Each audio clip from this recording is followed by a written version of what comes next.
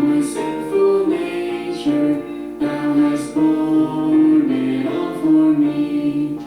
Breathing in thy cleansing fullness, finding all my life in thee.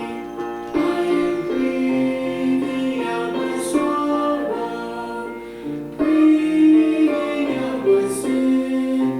I am breathing, breathing, breathing all thy fullness in.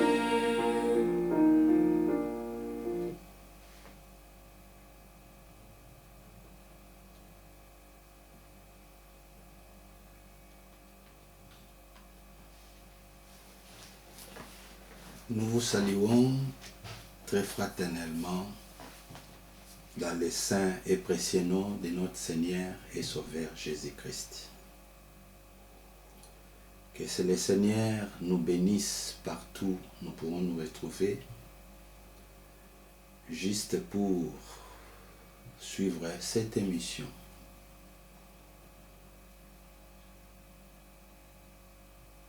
Cette émission est plus consacrée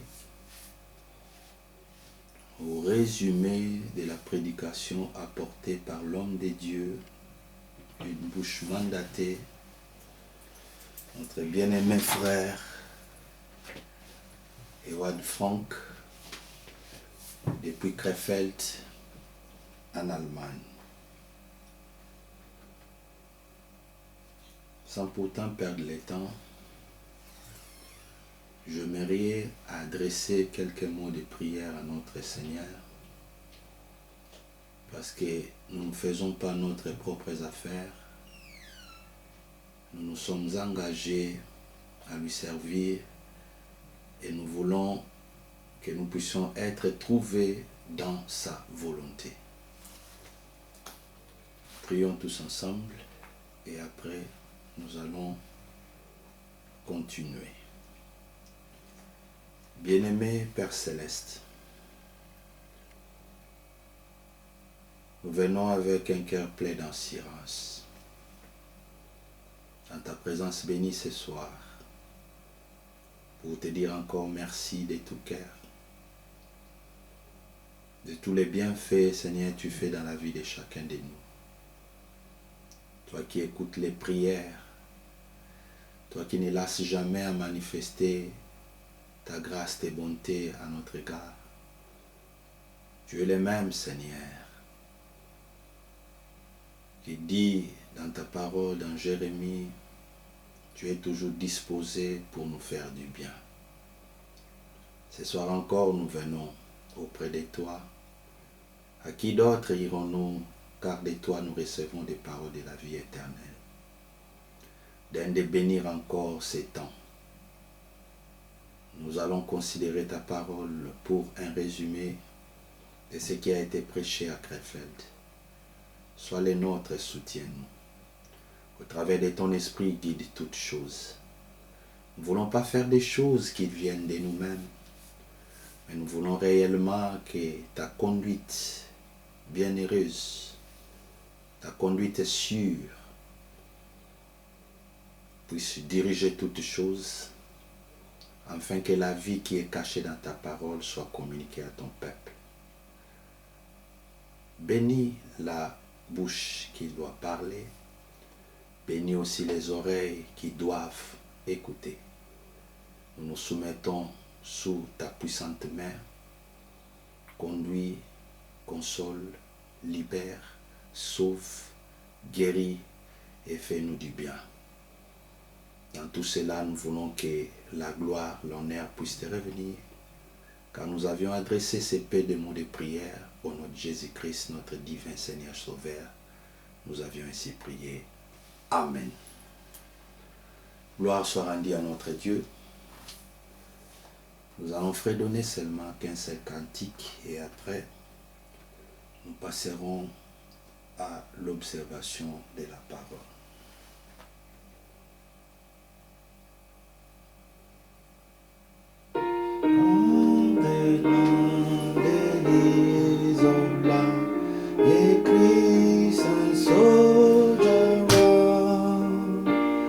Un praise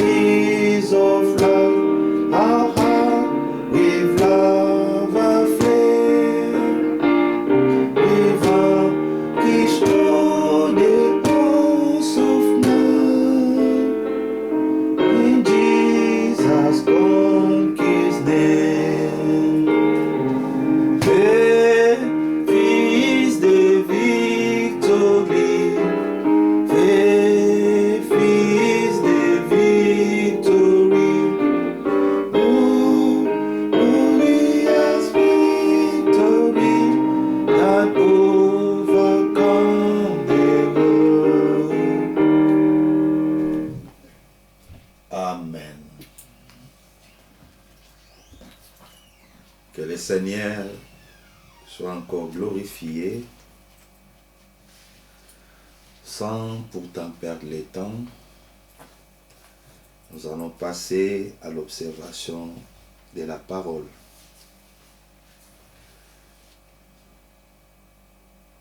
Nous considérons ce qui a été lu ce matin à Krefeld. C'est dans 1 Pierre, le chapitre 1, et nous considérons le verset 22 et le verset 23. 1 Pierre, chapitre 1, verset 22 à 23.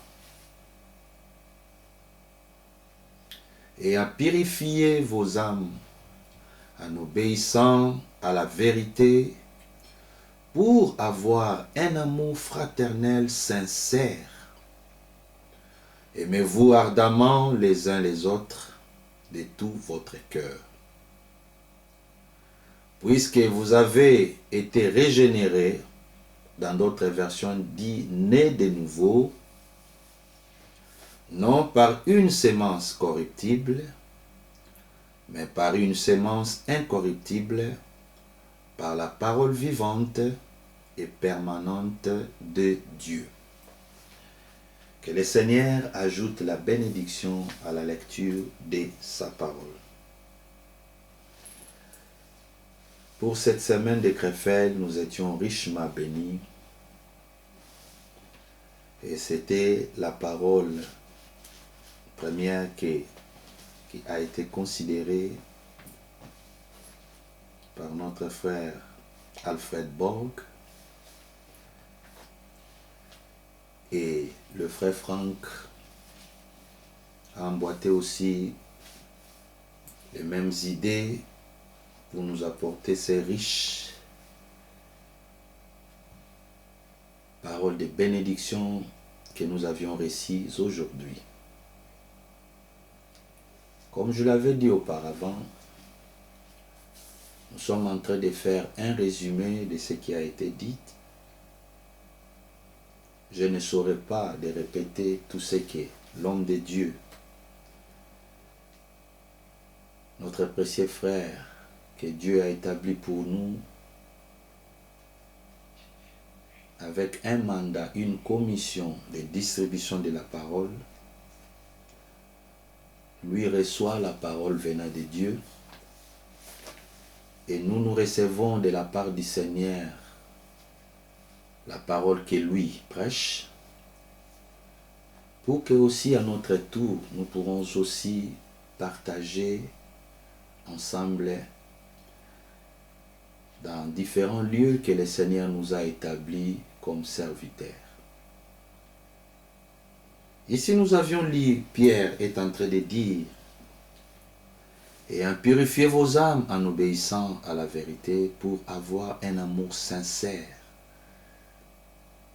Alors, l'Écriture nous recommande à nous aimer. Pas seulement un amour simple, mais à nous aimer ardemment les uns les autres de tout notre cœur. C'est un grand problème aujourd'hui, frères. Tout ce que nous voyons dans ce monde, nous pourrons même regarder, avoir un œil regardant dans le monde politique, dans le monde économique, dans le monde des affaires. S'il y a des meurtres, s'il y a des âmes qui tombent, s'il y a des morts, vous verrez toujours que les gens dans leur cœur manquent l'amour. Mais chose étrange même, nous pourrons commencer à constater cela aussi parmi des frères, où nous voyons même des autres parts plus loin, en empoisonnant d'autres. Surtout des prédicateurs qui sont victimes de beaucoup de choses. Si vous passez quelque part où vous n'êtes pas aimé, mais vous verrez que l'amour vrai disparaît, reste seulement l'amour des lèvres, l'amour des pacotis, l'amour semblant. Il te montre comme si il te porte dans son cœur, mais en fait, il t'a déjà rejeté. Il a déjà fait des plans maléfiques pour vous tuer, pour vous enlever de son chemin, afin que sa conscience soit apaisée. Bien-aimé, c'est maladroit, c'est regrettable. En regardant toutes ces choses que nous voyons aujourd'hui, parce que quand le prophète a été amené au-delà du rideau des temps, il a vu l'atmosphère dans ces lieux où il s'est retrouvé. Il a remarqué une chose, que tout le monde était jeune. Il avait vu une femme venant vers lui, appelant par son nom. Et l'homme de Dieu était curieux de savoir, il lui a dit, est-ce qu'on se connaisse? cette sœur était... Il s'étonnait un peu, il dit, oh, qu'est-ce qu'il y a? Mais frère Branham, toi tu ne me connais plus? Il dit, non, je ne me rappelle plus de toi. Il dit, moi je suis telle sœur, il donne son nom. Mais l'homme de Dieu a dit, dans la vie terrestre, c'était une vieille dame. Était déjà poussée en âge, mais là-bas, l'homme de Dieu lui a vu très, même trop jeune. Et ce qu'il avait fait comme remarque, il dit, l'âge qui apparaît, il n'y avait pas de bébé, c'était entre 18 et 25 ans. Donc, tout le monde était dans l'écart de cet âge-là, dans ces gaps-là, 18-25 ans. Des femmes, des sœurs avec des longues chevelures. Il n'y avait aucun vieillard, il n'y avait pas de bébé. Il n'y avait pas des gens qui avaient des défauts corporels. Et l'atmosphère qui régnait là-bas, c'était l'amour. Il dit même, quand bien même la sœur m'a embrassé, il dit merci frère de m'avoir prêché la pure parole. Et je crus à cette parole. À cause de cette parole, à cause de la foi qui m'a amené d'être ici. Il dit merci, merci mon frère. Merci l'homme de Dieu. Alors en sortant, il a entendu une voix lui disait, seulement l'amour parfait qui entrera. Seulement l'amour parfait qui entrera. Bien-aimés frères, ce n'est plus le temps de demeurer hypocrite, d'aimer par des lèvres. Et dans ton cœur, tu as une autre chose. Il y a un contraste avec ce qui sort de ta bouche et avec l'état de ton cœur. Nous pouvons tromper tout le monde. Mais on ne peut pas tromper soi-même. Et tu ne peux jamais aussi en aucun cas tromper Dieu. C'est pour cela nous avions besoin d'une purification. Comme l'Écriture dit, ayant purifié vos âmes en obéissant à la vérité. Il faut que l'âme, là où réside le salut, soit purifiée de toutes les mauvaises choses. Soit purifiée de toutes choses étrangères. Et que l'obéissance de la parole, à la parole pleine,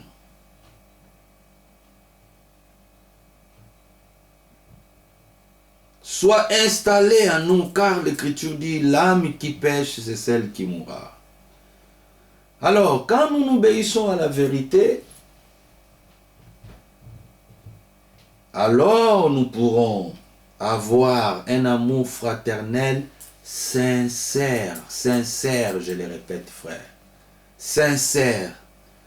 Bien-aimé, si tu m'aimes, tu ne pourrais jamais préméditer mal de moi. Si tu m'aimes, frère, tu ne pourrais jamais chercher mes fautes pour brandir cela en public et montrer aux gens combien je suis faux. Si tu m'aimes, tu ne pourrais jamais me mépriser, me diminuer, tuer mon influence pour montrer que je suis rien aux yeux des hommes. Bien-aimés, nous devons stopper de nous regarder les uns les autres avec un œil de dédain. Mais regardons-nous comme le Seigneur nous voit. Si tu veux voir ton frère par ses faiblesses, le diable t'aidera à voir et à constater beaucoup de fautes. Mais de telles pratiques ne pourraient jamais être trouvées parmi des soi-disant des gens qui se disent croyants, qui s'aiment, qui partagent des difficultés, qui partagent leurs joies ensemble. Il est prêt même à donner sa vie pour son frère. Ce n'est pas accepter d'être suicidé ou quoi, mais quand ton frère est dans les problèmes, quand ta sœur est dans les problèmes, tu es présent pour l'assister. Mais malheureusement, ce que nous constatons aujourd'hui, comme l'Écriture dit, car l'amour de plusieurs se refroidiront. Et réellement, l'amour se refroidit. Parce que les gens ne veulent plus se supporter les uns les autres. Que Dieu nous aide. Dans sa miséricorde insondable, qui ramène cet amour qui était dans l'église première, à l'église primitive, où quelqu'un pourrait vendre ses biens, même à des grands prix. Il amenait toutes ses revenus, il mettait ça auprès des apôtres pour voir qu'il y a un besoin. On pourrait même servir quelqu'un plus que toi, le propriétaire de l'argent, toi qui as vendu tes terres. Quel amour, ô Dieu! Aide-nous, que l'amour règne. Que l'amour règne dans nos maisons. Que l'amour règne dans nos familles. Que l'amour règne dans nos foyers, dans nos relations, dans nos communautés chrétiennes. Que l'amour sincère règne parmi les frères.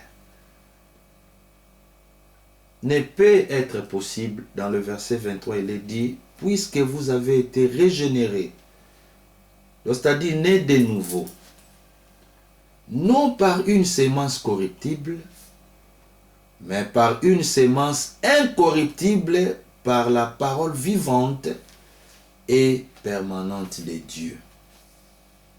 Parole du Seigneur. Bien-aimés frères, c'est pour cela que le Seigneur Jésus-Christ disait à Nicodème, tu dois naître de nouveau. C'est à l'impératif. Personne ne peut emprunter un autre chemin. Personne ne peut jamais chercher ses propres moyens pour hériter, pour rentrer au ciel, pour être candidat du ciel. Tu dois naître de nouveau. Et le Seigneur ne vient pas pour modifier notre ancienne vie, pour faire des amendements, mais il vient changer totalement. Du vieil homme, il accorde un nouvel homme en Christ. Des vieilles habitudes, il enlève, il donne des pratiques croyantes. C'est ça, bien-aimé, c'est ça ce que nous avions besoin. Alors, si l'amour fraternel est en moi, si l'amour fraternel est dans mon frère, si l'amour fraternel est dans ma sœur, nous ne chercherons pas à nous faire du mal. Ça, c'est sûr et vrai et certain. Veuillez m'excuser, je n'avais pas connecté le laptop.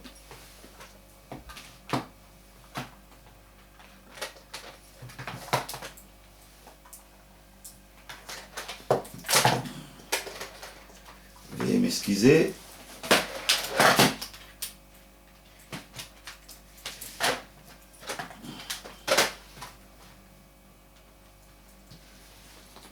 Si cet amour fraternel est en moi, si cet amour fraternel est dans mon frère et dans ma soeur, la nature de Christ, qui ne voit pas son intérêt propre, qui ne médite point de faire le mal à autrui, animera, changera tous nos sentiments. C'est pour cela la nouvelle naissance est à l'impératif. C'est une obligation pour chaque croyant d'expérimenter cela. Alors, si moi je suis réellement né de nouveau, vous êtes réellement né de nouveau, alors l'amour sincère se fera voir parmi Comme ces jours-là d'Antioche. Ce n'est pas les croyants avaient fait beaucoup de bruit, ils ont fait des carnaval, non. Pour attirer l'attention du peuple. Mais les peuples d'Antioche ont vu la manière dont ces gens vivaient. Ils ont dit réellement, ce sont des croyants, ce sont des chrétiens. C'est-à-dire, ce sont des autres Christ. La vie de Christ répandue parmi des hommes et des femmes. Ils ont vécu comme Christ a vécu. Ils aiment comme Christ a aimé. Ils répondent comme Christ répond. Ils agissent comme Christ agissait. C'est ça, frère. Mais tout se passe toujours au travers de la parole. C'est pour cela dans Ésaïe, le chapitre 55. C'est l'écriture qui a été aussi considérée à la prédication. Revenons là-bas. Ésaïe 55. On peut commencer à partir du verset 10. Mais le frère Franck avait lu les versets 11. Mais commençons à partir du verset 10. Comme la pluie et la neige descendent des cieux, et n'y retournent pas sans avoir arrosé, fécondé la terre et fait germer les plantes, sans avoir donné de la sémence aux semeurs et du pain à celui qui en mange. Ainsi en est-il de ma parole qui sort de ma bouche. Elle ne retourne point à moi sans effet, sans avoir exécuté ma volonté et accomplir mes desseins. Alléluia. Bien-aimés frères, le Seigneur n'envoie pas sa parole juste pour venir déambuler et retourner sans avoir amené un rapport. C'est pour un but que le Seigneur envoie sa parole. Nous l'avions lu et nous continuons toujours à les lire. En est-il de ma parole ne peut jamais retourner à moi sans effet. C'est-à-dire sans pourtant apporter un travail, sans pourtant avoir un résultat. Quand la parole agit, amène toujours un résultat à Dieu. La parole a une grande efficacité. En elle, il y a la puissance de transformer et de changer. Dans la parole, il y a tout ce que nous pourrons avoir besoin. Bien-aimé, ce n'est pas à l'homme de commencer à se recréer, à créer des choses, à s'improviser dans ces domaines. C'est Dieu avec son peuple et avec sa parole. C'est pour cela, bien-aimés frères, l'accent est mis d'une manière que laissons la parole agir parmi nous. Si nous partons au-delà de ce qui est écrit, c'est là que nous amenons des innovations, des choses nouvelles. C'est là que nous cherchons à créer. C'est là que s'engendrent des différences, des résistances, des tendances. Mais si nous restons dans les limites de la parole, bien-aimés, nous verrons combien le Seigneur va agir. Oh, bien-aimés frères et sœurs, on avait vu avec frère Franck dans Exode 3, chapitre 5, quand il a appelé Moïse, il lui a dit « ôte tes sandales ». Parce que le terrain que tu es maintenant, c'est un terrain saint. Oh, mais Seigneur, comment vous pouvez dire comme cela? Parce que Moïse était un berger, il se rendait chaque jour dans ce lieu-là. Là où tu étais apparu devant lui, dans les buissons. Il passait chaque jour là, mais comment alors Dans cet appel, tu dis ôte tes sandales, car le lieu où tu te trouves est un lieu saint.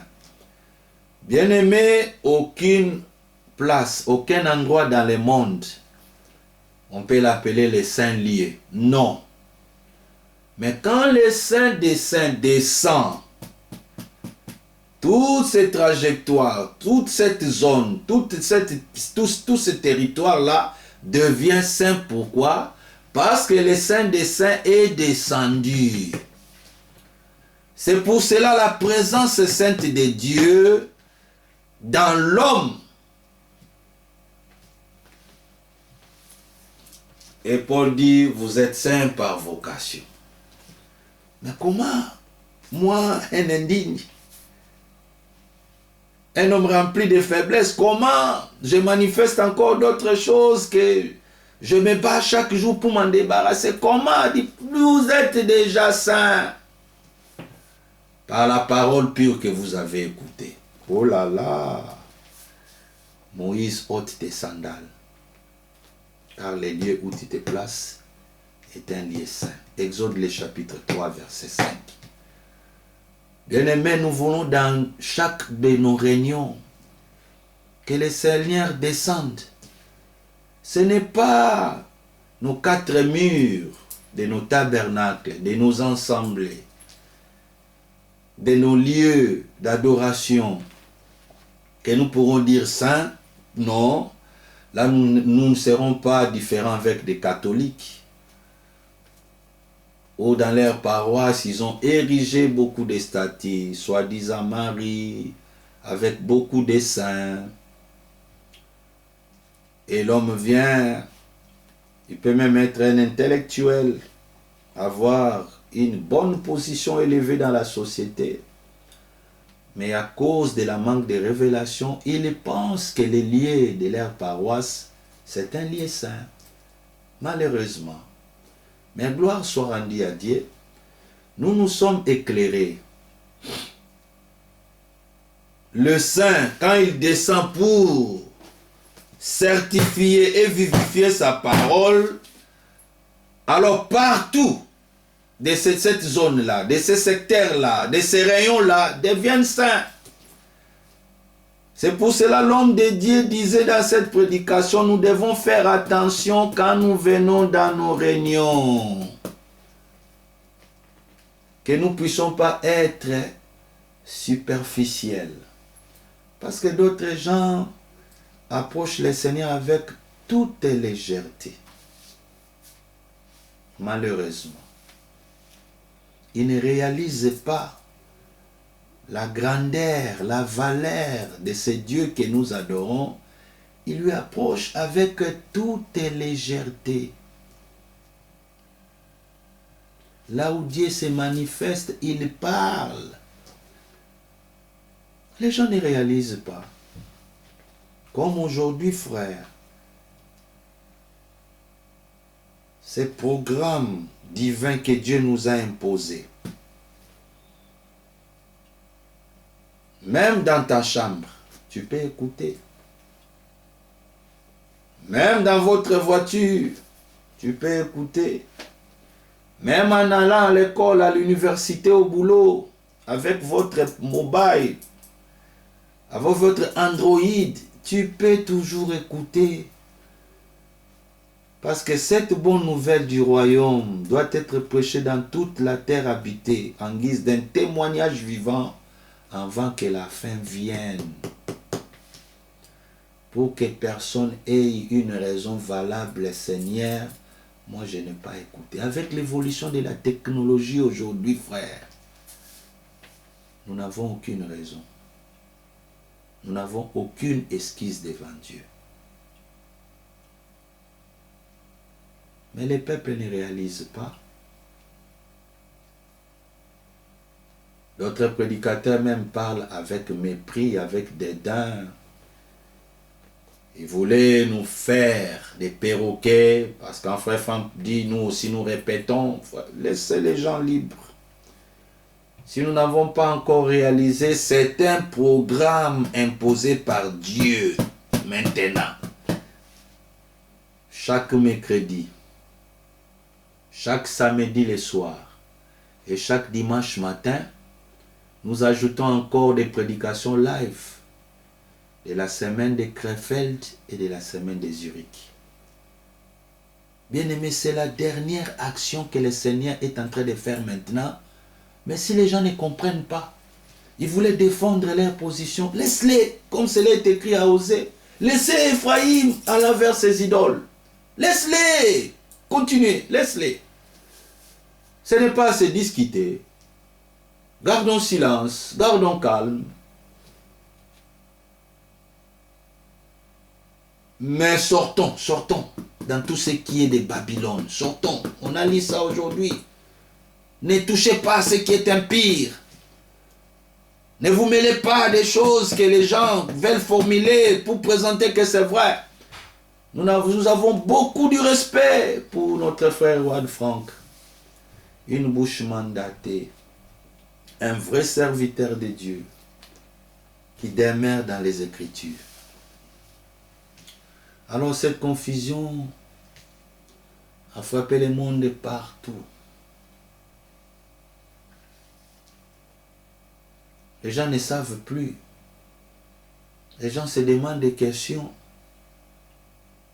Est-ce qu'on peut commencer toujours à écouter chaque mercredi, samedi et dimanche? Alors, surtout des prédicateurs. On ne prêchera plus, on va prêcher, frère. Les retransmissions, frère Franck n'a jamais dit aux prédicateurs d'aller à retraite. Non.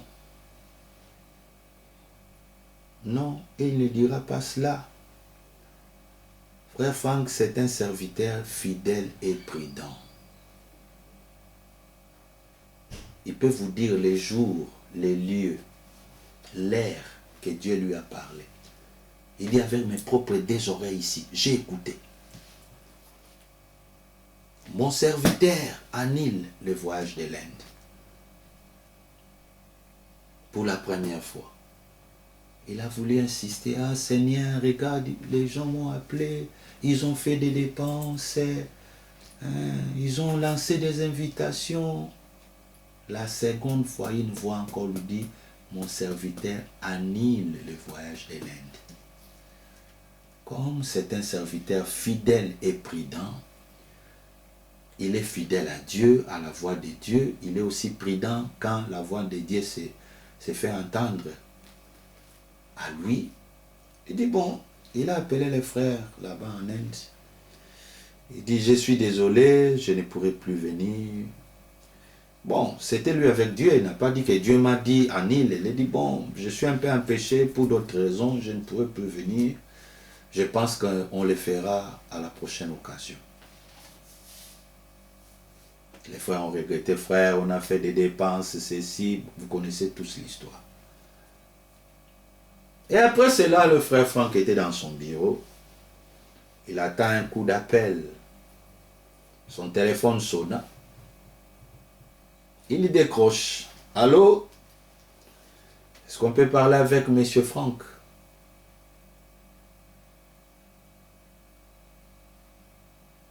Il dit, qu'est-ce qu'il y a?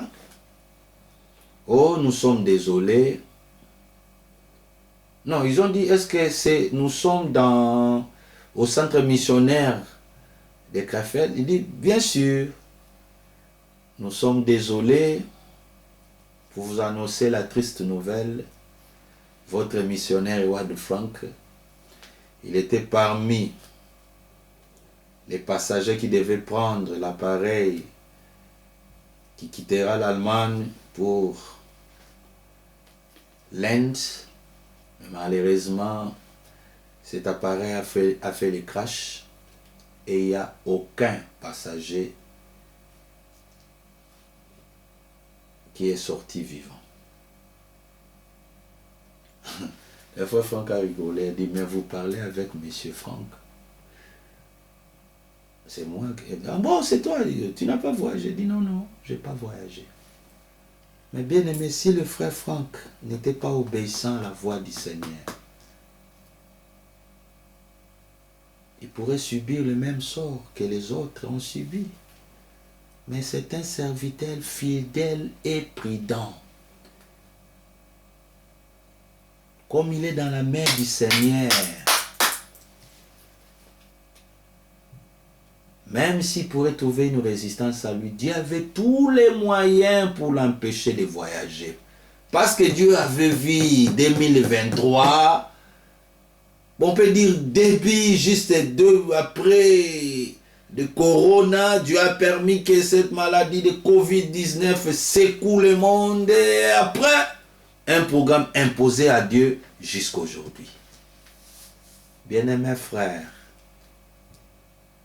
il y a beaucoup d'exemples.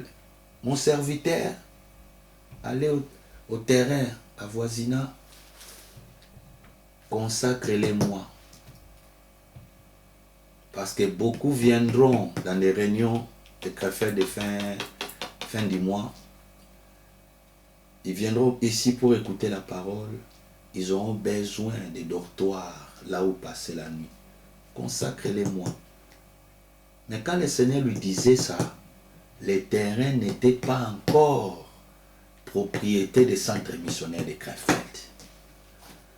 Mais si c'était vous et moi, on pourrait commencer à expliquer au Seigneur, Seigneur, voici, on n'a pas encore acheté, c'est les terrains d'autrui, mais comment toi tu peux me dire, frère, la voix du Seigneur a parlé, les frères s'est mis à genoux à prier. Et les jours qui suivaient, les frères ont intéressé le propriétaire de l'endroit là. Frère Franck a dit pour le premier contact, l'homme a dit, le terrain n'est pas à vendre, il décroche. Quoi? Mais si c'était vous et moi, vous pouvez dire, oh, mais Seigneur, qu'est-ce qu'il y a avec ça? Tu m'as demandé de prier encore, quelle résistance? Frères bien-aimés, nous devons apprendre à écouter le Seigneur. Le Seigneur ne nous doit pas des explications. Il connaît ce qu'il dit ce qu'il connaît. C'est à nous des hommes qui tâtonnent. Lui ne tâtonne pas. Comme nous l'avons lu ici, Ésaïe 55, verset 11. Ainsi en est-il de la parole qui sort de ma bouche. Elle ne retourne point à moi sans effet. Quand le Seigneur lui a dit consacre-moi, la parole ne pourrait jamais retourner au Seigneur sans avoir un résultat. Le résultat est aujourd'hui, nous tous nous sommes témoins. Nous nous sommes rendus là-bas et nous avions passé la nuit dans les dortoirs de Krefeld, les terrains avoisinants, là où ils ont construit leur temple. Bien-aimés, qu'est-ce que nous voulons dire? Mon serviteur, établis-moi. Paul Schmidt et Léonard Rousse comme anciens et des collaborateurs à tes côtés. Car toi, je t'ai appelé pour prêcher ma parole de ville en ville. C'est des frères qui s'occuperont des affaires locales ou locaux. Locales, pardon.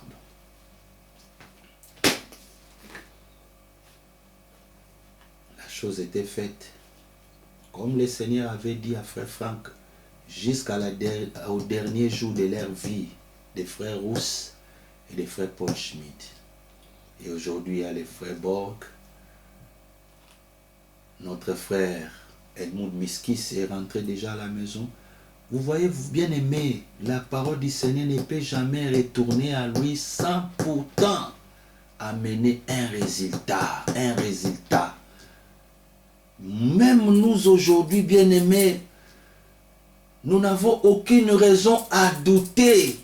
Vous voulez que frère Franck puisse nous dire, c'est ainsi dit le Seigneur, Dieu m'a imposé dans ces dernières actions que le peuple de Dieu commence à écouter chaque mercredi, samedi et dimanche. Oh bien-aimé, le Seigneur ne travaille pas comme ça. Il a demandé qui suis-je débiteur? Que je lui paye maintenant. Le Seigneur ne nous doit pas des explications, non. c'est son œuvre, ses serviteurs, ses enfants. Mais il veut trouver l'obéissance en nous pour que la parole trouve son efficacité. Alors aujourd'hui, les peuples sont partagés. D'autres disent que le frère Franck fait ses histoires. Nous aussi, nous devons faire nos histoires. Nos horaires de nos assemblées ont commencé avant des prédications des années 80. Ces choses ont commencé peut-être de 2 ans, 3 ans passés. Nous, on a commencé 20 ans, 40 ans, 50 ans, 10 ans, 5 ans. Alors, nous ne pourrons jamais arrêter et imposer à l'Église cette manière de faire des choses. Oh bien-aimé, que Dieu nous aide. Que Dieu nous aide, que l'obéissance à tout prix puisse trouver parmi nous. Nous obligeons pas aussi, frères. Ça dépend de la manière dont le Seigneur donne révélation aux conducteurs des assemblées pour être impliqués dans ce que Dieu est en train de faire aujourd'hui. Ce n'est pas à clocher des 2 côtés. On peut dire ça. C'est ça la position d'aujourd'hui des gens qui ne comprennent pas la chose que Dieu est en train de faire. 1 Roi, le chapitre 18. Cette écriture a été lue aujourd'hui dans notre assemblée locale. Nous voulons aussi partager avec vous, juste pour ouvrir les parenthèses, 1 Jean chapitre 18, verset 21. 1 Jean 18, 21. Alors Élisée s'approcha de tous les peuples et dit, Élie s'approcha de tous les peuples et dit, jusqu'à quand clocherez-vous des 2 côtés? Si l'Éternel est Dieu, allez après lui.